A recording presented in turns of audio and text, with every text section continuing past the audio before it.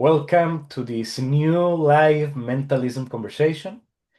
In this session, we have a very young and fascinating new force in mentalism in terms of publication and creation. So, Manuel, welcome to this space. How are you?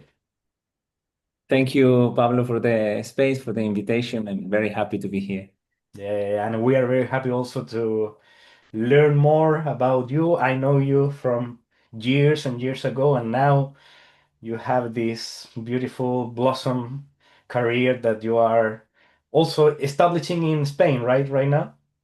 Yeah, I was 3 years in London, then I moved to Prague. Now I'm in Spain. I'm pretty international, going everywhere. So I Nice, I don't nice. know if I will stay here too much, but for At now, least, yeah, this a space year of home. I'm Yeah, here. yeah. Yeah. And you are also involved in the kind of flight culture, right? Can you tell us a little bit about that before your mentalism? Flying, you say? Yeah, yeah. Well, that's funny because I was a pilot when I was in Chile, and it Nice. was very interesting how it was way easier than I thought. I would imagine it was super expensive and super hard, but I earned kind of a scholarship for learning how to do it. So I learned, and then I entered into a club in Chile, and it was super fun because after work, like at 5 p.m., I was taking a Uber to the airdrome and flying in the afternoon. But when I left to London to study, and I lost my license because you have to renew it very often, you Yeah, have of to keep course. flying all the time, and since then I haven't like Yeah. fly again. Yeah, It but was one of my hobbies that kind of I had to left yeah, behind. but in a way maybe not so much because I feel, at least in my perspective, that your mentalism has that kind of vibe, right? As you said, you travel a lot, right? So you are still flying in a way. I'm flying way more than before actually, but Yeah, now I'm not driving. I'm not. nice, nice, nice. And in I, London, what did you study? I did a master in London School of Economics about psychological and behavioral science. Ah, Mainly because I wanted to improve in mentalism and understand a bit more about nice. the mind and everything. And it was like, what is the closest thing to that a mentalist would study? And I choose that. Nice, nice. In my experience as well, it's kind of similar. Some people learn mentalism through psychology. I had the reverse experience. I didn't know what I want to professionally and technically did, and I was a mentalist before a psychologist. So I said, well, psychology has kind of this obviously very similar vibe to mentalism, right? So in a Mm. way, as you for sure in your experience, what we study in the academy in the formal sense is very influential to our approach to mentalism. So let me ask you about that. How do you describe your mentalism? For me, I had many phases in my life. First, I started doing hypnosis. Even before magic, I started to enter into the world of hypnosis. And then magic helped me to improve my hypnosis because it taught me how to talk, how to move people, how to give directions, instructions. But later on, I started exploring all the different genres of magic. I remember myself doing the comedy magic, children's magic, rope Of magic, course, of course. everything. And at some point, it didn't make sense anymore. And this is where I entered into mentalism. Mm. And at the beginning, it was like kind of a way to look for this edge of reality Yeah. where people leave a magic show and they know it was a magic show, it's real, it was a fiction, it's there, stays there, and the world stay the same. But I felt in mentalism, when people went to see a mentalism show or one of my early shows, when they leave, they kind of not know what is real and what is not. Like that's the line where mentalism lives for me. And I was very attracted to that because I felt with magic, people put barriers. Mm. Or to me, maybe I was Yeah. doing it wrong, but people put barriers. And then when I did mentalism, those barriers, I it was very aggressive. I kind of destroyed them. Mm. So it was like at the beginning very confrontative, But now with more maturity, with more time, this happened 10 years ago. So it's so to have a bit of perspective. Now my mentalism have moved into a more spiritual kind of journey, inner spiritual, because I'm in a spiritual journey as well, but also I moved from being very heavy scientist in and using mentalism in a very like almost scientific way. And actually that's why I develop many techniques based on science. Many of the things I have developed are like really rooted in science.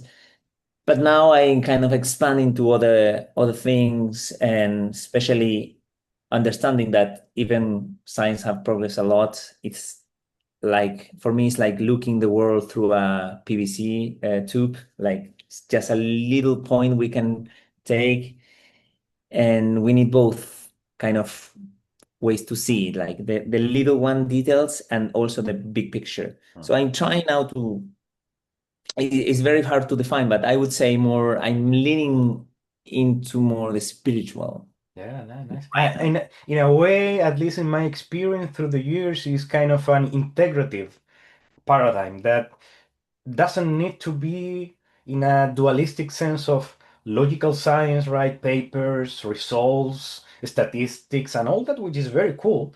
But narrowing down our experience of reality just by data and information, which is actually changing constantly, right? So, yeah, they hold the truth in a way, but for a very brief moment, like water, right? So they feel like the truth. Cool.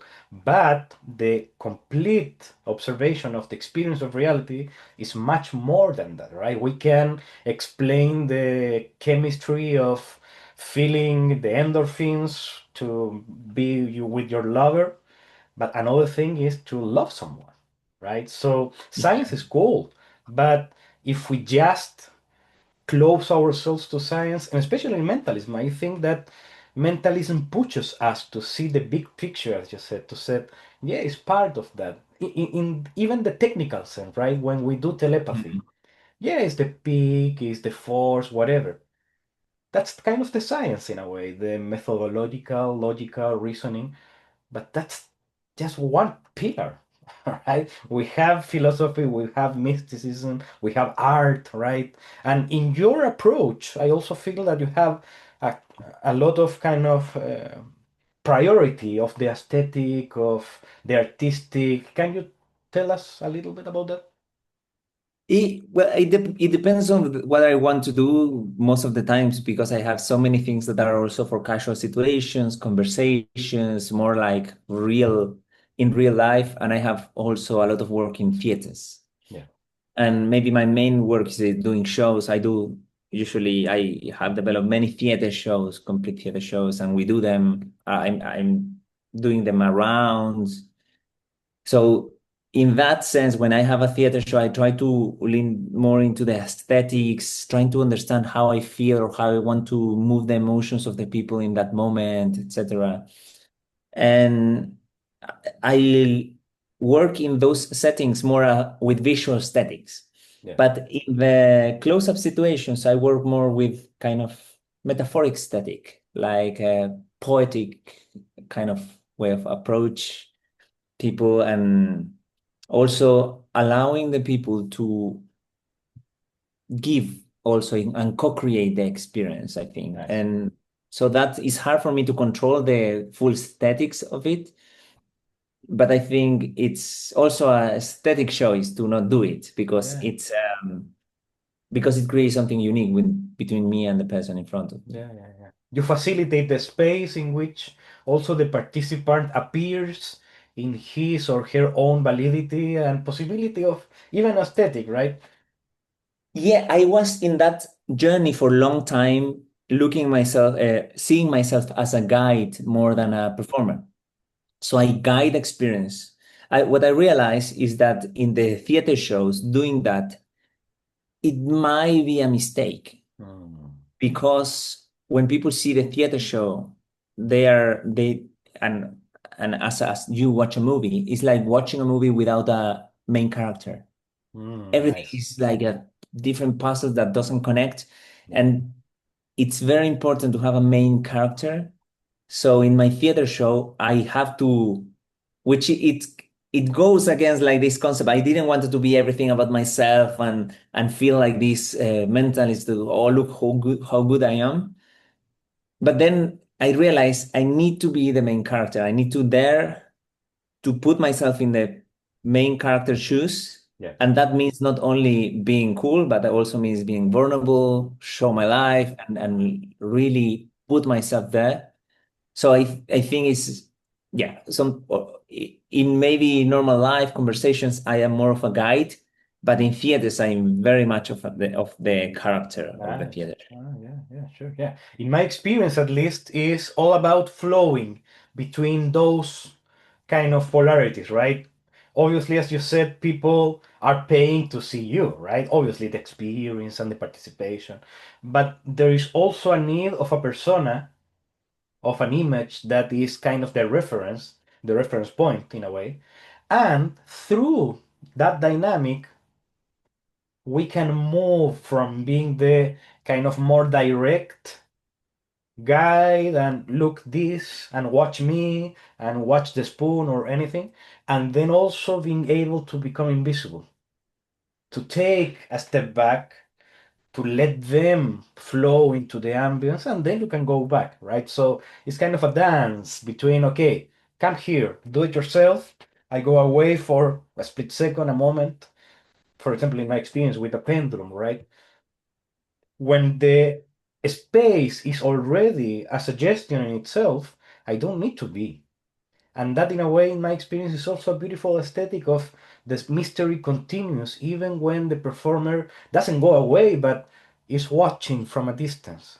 And then I can Mm. come back and do my script and all that, which obviously, but that dance also is very interesting to see it also, as you said, as a spiritual kind of practice of being humble, right? Because we can inflate our ego and become the master, whatever, which we can be, of course, but the true master is the one that also integrates the humbleness of being the master, right? So, Yeah, and also it comes in hand with a good like when you watch a really good movie, the main character is not the if he's good and powerful all the time, it's super boring. yeah, So, and I would say the key things is to when in a theater show, for example, people are watching your story and you want to put a point where you leave the people experience it by themselves, basically. For me, what is important right there in those scenes is to have clear intention of the main character, which is me in this case. Like, what is my intention for doing that? yeah, And that my intention through the whole show goes like grows or moves in a that so people can perceive how it's evolving. So when I leave people, for example, I have an effect where someone comes from the audience, the youngest person in the room comes to the stage and do something almost they thought it was completely impossible and fail, and then they try it again and fail, and they try again, and finally they got it. And in this thing, it's cool, it's their moment, but behind that is that just before I told a story about me trying something and being frustrated about something. So it's like this person represents me in the past. yeah, So despite being them at that moment, having their own space, and I am like a secondary character, in reality, the bigger picture still tied with a clear line. So I think yeah. that's something I miss many times when I watch a show, not a theater show or not a movie, but a magic or mentalism show that I think should be way more. Yeah, interesting. And in a way, when you create that picture, it comes to me the idea of a narrative to have a very clear intention, as you said, and in that case of this small kid, become a representation of a human possibility that you also experience. So even the audience can start to remember and fantasize and imagine how I deal with frustration.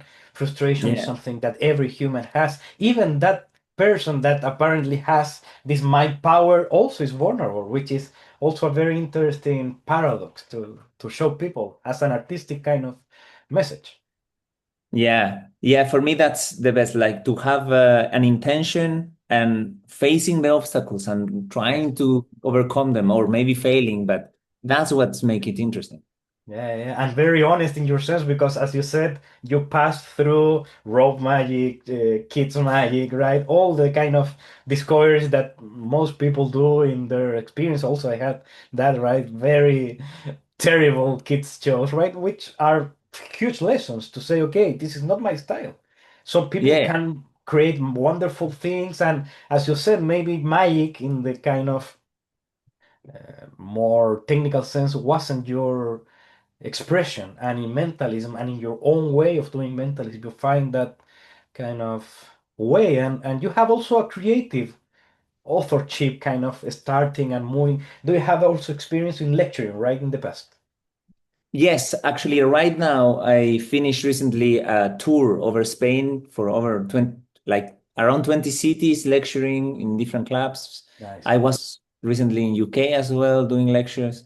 So I started doing lectures like 3 years ago and I haven't stopped. So it's very enriching for me because it helped me to find more people who are in the same path as I am Nice. and like bring them together and share something that is important for me and then see how it resonates with so many mentalists and magicians. And I feel very grateful for those experiences.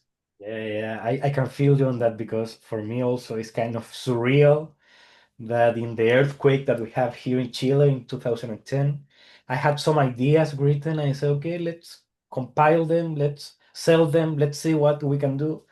And we build small houses for people, right? It's kind of what? From ideas, from something that I create using that piece of paper, right?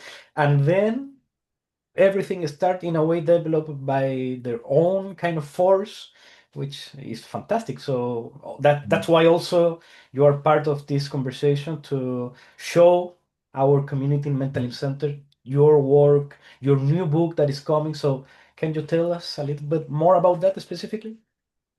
Yeah, that's like an with this book was meant to be released 3 years ago, and then many things happened, and the I was about to publish it, and it was so hard. I was working with other people. Nothing wrong with them, actually. Things out of the control of of our own control happens, and the book got stuck. And now 3 years later, I decided to take it in my own hands and realize many things I wrote back then now are updated. I have way more effects, way more things, and I have been developing them way more. So I could put all of that in the book as well. The Nice. book grew twice of the size that it was meant to be in the first place, and now it's about to be released and I'm very happy because it's kind of my first release for the official release. I have been doing Nice. lectures, people have my lecture notes. I also have a platform where I share my vision on mentalism and meaningful experiences. Nice. But this is like the first thing I put Yeah. out as a physical product. So I'm very happy Yeah, for yeah, this yeah. Yeah, moment. good. Yeah. Yeah, and all the best for that. So tell us a little bit more, maybe the content, the title, whatever you Yeah, can give us. this was born because I was in London and we were going out to the streets to perform magic in the street and mentalism in the street with a friend. He was a magician, and in this, like looking for people, he had a deck of cards, and it was so easy for him to spread the cards and say, "Take a card." And I was not using cards back then, so I was like a bit jealous, a bit envy Yeah, because it was so easy, people just take a card and everything was and I was wondering what can I do, what can I do, and I had a coin in my pocket, so I basically take a coin, I did a false transfer and say like guess where is the coin, the person guess and they fail because it was a false transfer, but they immediately recognize the game and they know immediately what to do.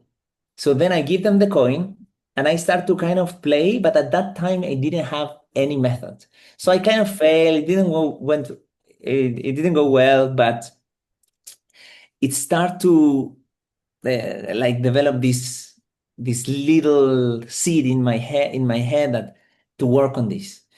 And after a while, I develop a way to guess which hand is an object with an invisible object. So I Nice. was playing without objects. People are hiding something invisible, and I found them. I could find it 3 times in a row. Then I start to investigate different methods. And what end up to happen is that I realize it's more boring. It's more boring when people don't have anything to show. Yeah. So for them, it's interesting, but everyone watching is like, okay, there's nothing happening. So I put back the coin. But now I had a method to do it with nothing, Mm. like a propless way to guess which hand. And then I start to develop more that technique more and more and more. I have one routine that you start with one object, what coin, one coin. The person can use any object, a ring they have, a piece of paper, doesn't matter. And you start to with a small bet, like maybe one cookie or one sandwich. And you end up after a few phases, they owe you 64 sandwiches, Yeah, okay. which is like insane for them, and it grows exponential. It's a very nice routine structure.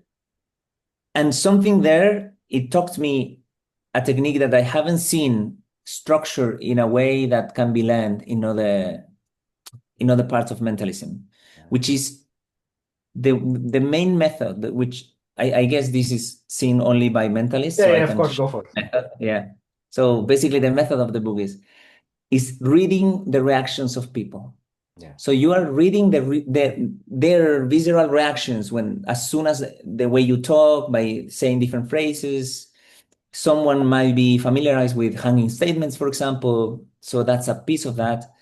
And I start to get obsessed with that because I felt it was a bit closer of what I was looking for, or something that felt more real. And I explore it and I stretch it. And after years of exploration, I came up with ways to guess which hand it's an object, but also guess a card, a playing card, guess a date of the year. Usually I use the date of birth, but a date of the year, a star sign, and also do propless peaks from the stage to know what people have in the audience. And I stretch it as much as I could in these years, and exploring it and using it, and all that knowledge give me something I didn't expect. That was the ability to see in my normal talking when someone is thinking or resonate with the people. And I start to use these techniques for readings. Yeah. And my readings got way better because in a reading I could kind of harvest information just by talking, and I knew exactly what the people was going through Mm. without even saying it yet.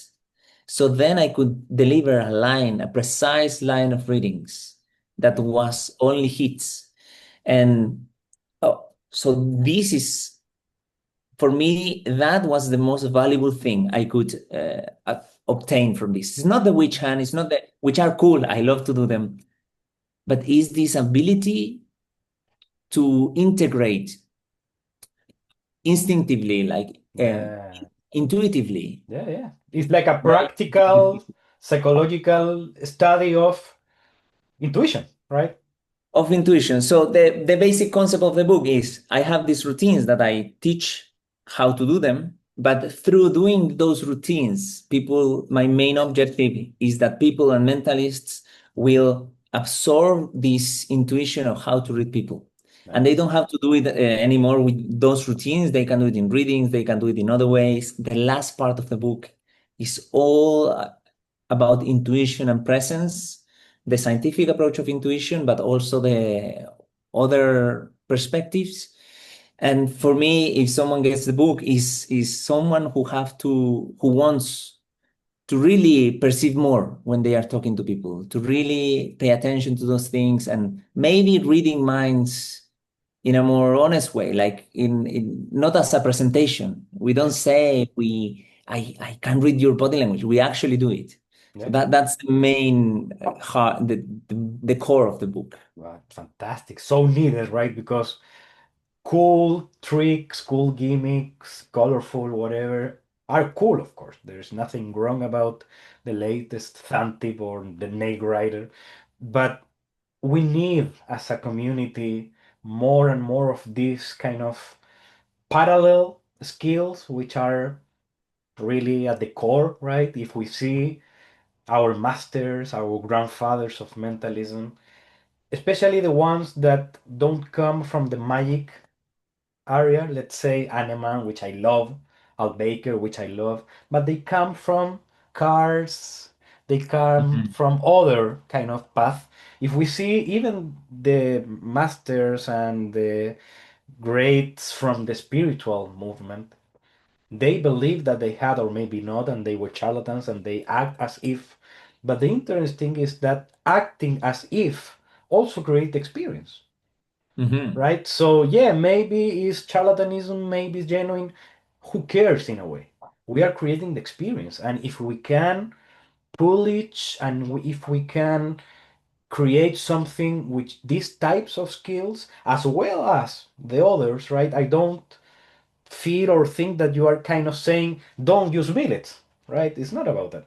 No, not It's at all. Yeah. yeah, right. It's about both and having a structure for this kind of more uh, So complex in if a you way. think, yeah, if you think about it in a way, it's like you can see in the latest years, technology have been developed so much, and you have like these pads and stuff, and it's great, and you can see the jump in those kind of things. Sometimes it's harder to see that in other areas, for example, proper mentalism, into developing on intuition and use that for methods is also being developed. Yeah, It's also growing. It's also, and you, it's not like you need to choose, yeah, but for me, I, to be an integral mentalist, I would like to have all the places covered as well. And also, for me, this gives me a lot of freedom. That is something I would like to give to people because I have been in a stage when something goes wrong, something happened, and this is what I go to. Like, I can know, I can fish, I can pull information because these techniques, I use them naturally. yeah. I don't have to think about them when I use them. So I think this level of freedom is something people can really get for themselves. And that's the whole point, like trying to structure a way to teach something that is very hard to learn otherwise. Nice, nice. And when you talk about performance, you use plural. Tell us why. What do you mean? That maybe there are a couple performing sometimes?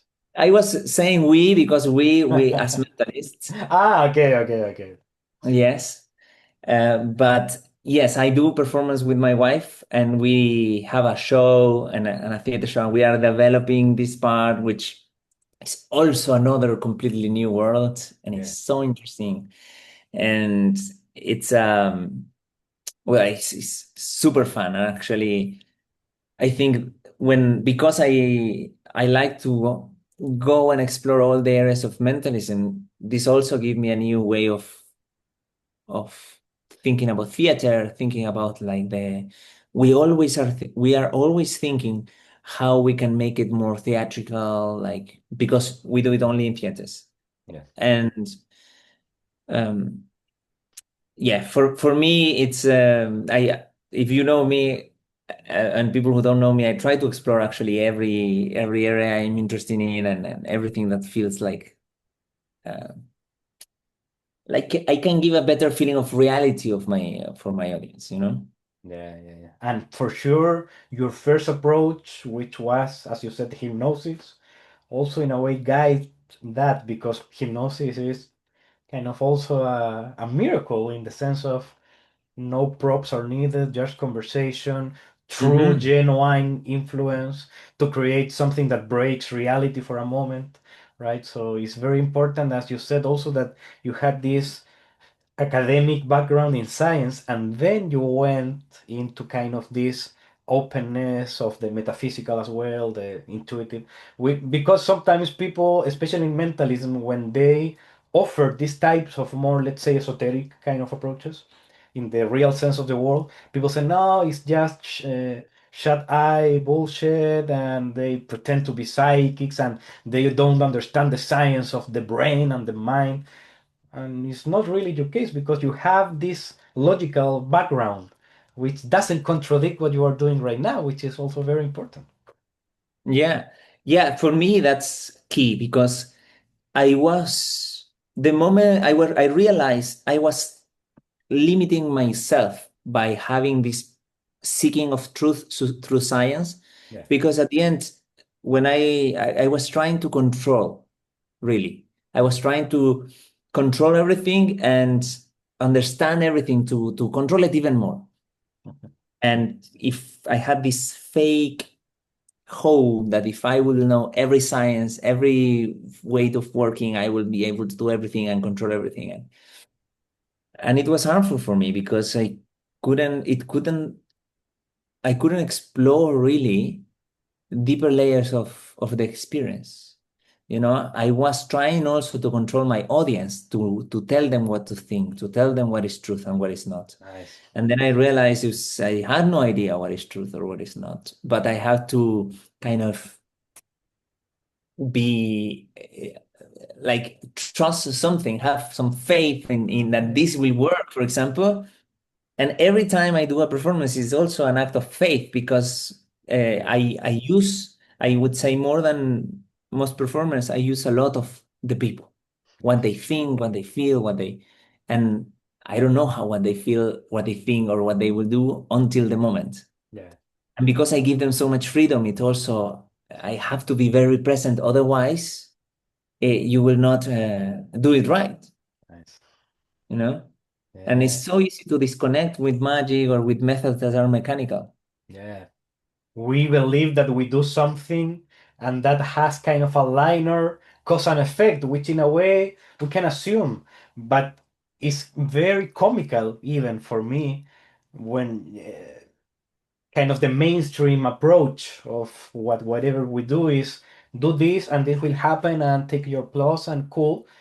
But where's the mystery for real, right? So in my experience, in my view of mentalism, that's kind of letting go, as you said. Okay, I can control some things and can facilitate some things, but I do them not because I want to move everything in the experience. I allow that in the sense of calling that a mystery or the mystery, kind of a transpersonal, like creativity, like life, like everything that goes outside of us, right?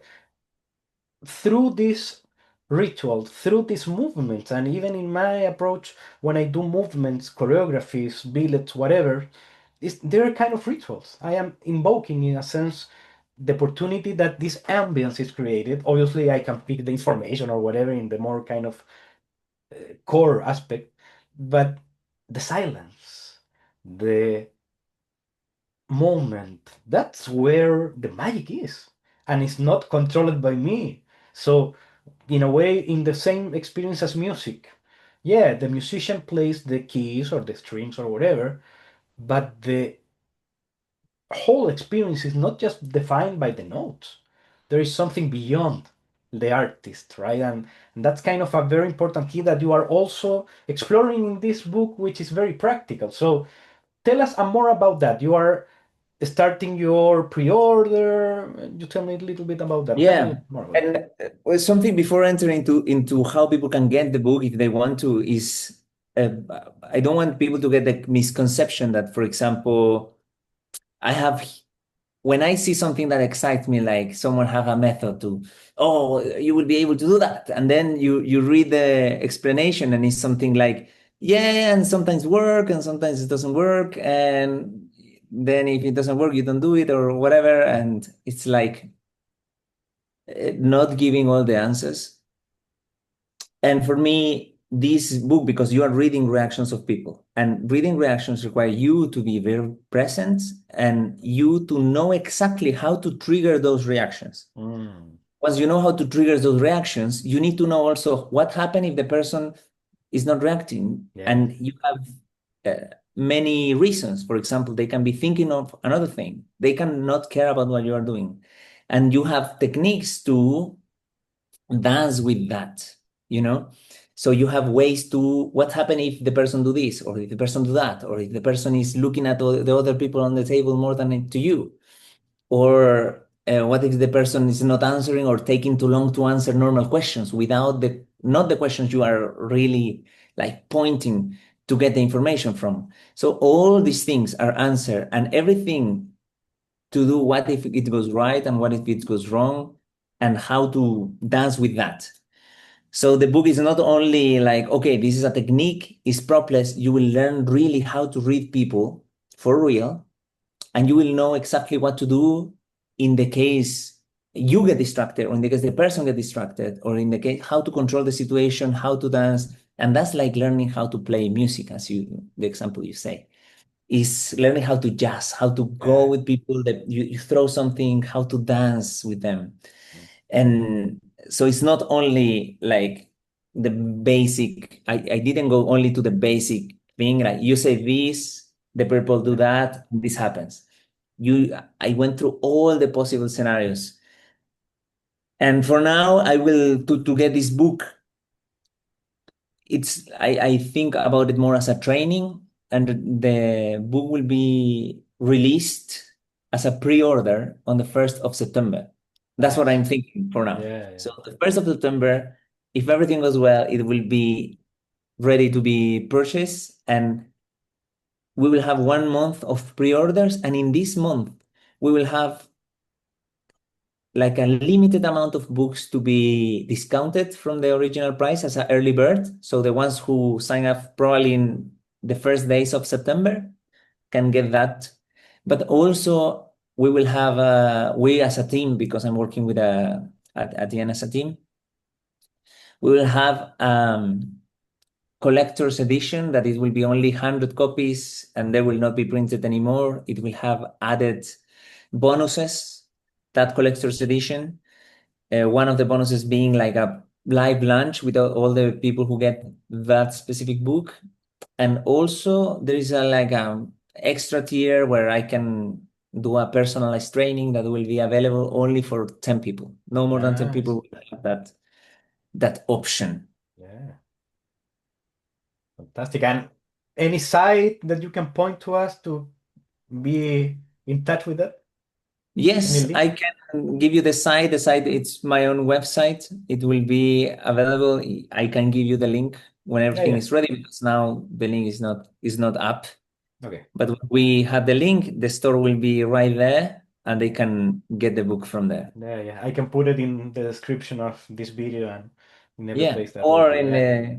a QR code, something like that. Sure, sure. Whatever you want to send me. So fantastic, Manuel. I am very glad that you are offering this to us. I hope all the best for you. And as you can imagine, Mentalism Center is also open for not maybe publication, who knows, but to share this, right? It's very important, especially because we're both from Chile, right? So Yeah. it's also kind of a very interesting possibility of from this small corner of the world. You are in Spain now, but in a more kind of symbolic way, we can also move, right? Juan Esteban also is doing beautiful things from even long before us, right? So there is a force here in this country, also with fantastic magician friends, right? That we can offer, and anyone can offer from any country. It's not about the country, it's about empowering yourselves to explore your potential, to offer whatever you can offer, maybe performance, maybe creation, maybe both. Anyone can Yeah. tap into their own And I think potential. mentalism have grown so much in the last years, and I have seen like since probably 4 years ago, I have seen a huge jump into many areas, and from technology to propless to other areas. It's like Yeah. there are many things being developed and many inspiring people there working. I think it's not like they just start creating now, but all the things that have been created over the years now are like kind of flourishing. And so Exactly. it's very exciting moment for Yeah, being yeah, a yeah, mentalist, yeah. actually. We are in the shoulders of the shoulders of the shoulders Yeah, of the yeah. giants, right? So we can see, and even maybe I am being old, but generations are coming with even more fun stuff, right? And it's very important to move that, and you are doing that with your book. So thank you, Manuel, for your time. Thank you for accepting the invitation, and I hope the best for your work. Thank you, Pablo. Thank you for inviting me here. Bye, bye, everyone.